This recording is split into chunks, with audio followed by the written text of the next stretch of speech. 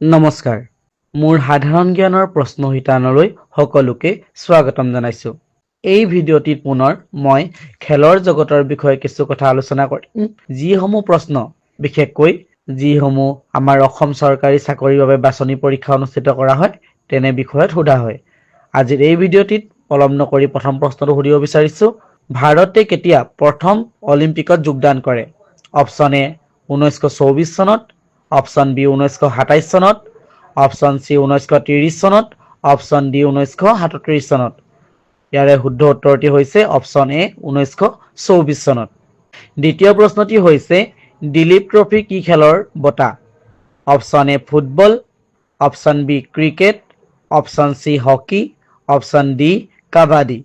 ইয়াৰ শুদ্ধ উত্তৰটি হৈছে অপশন বি ক্ৰিকেট তৃতীয় প্ৰশ্নটি হৈছে টেবুল টেনিছ বলৰ ওজন কিমান option A 27.9 grain option B 37.9 grain option C 47.9 grain option D 57.9 grain ইয়াৰে শুদ্ধ উত্তৰটি হৈছে অপশন বি 37.9 গ্ৰেন চতুৰ্থ প্ৰশ্নটি হৈছে বিশ্বকাপ ফুটবল প্ৰতিযোগিতা কেতিয়া আৰম্ভ হৈছিল অপশন এ 1910 চনত অপশন বি 1920 চনত অপশন সি 1930 চনত অপশন ডি 1940 চনত ইয়াৰ শুদ্ধ উত্তৰটি হৈছে অপশন সি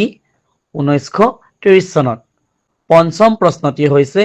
আধুনিক অলিম্পিক প্ৰতিযোগিতা সৰ্বপ্ৰথম কেতিয়া অনুষ্ঠিত হয় অপশন এ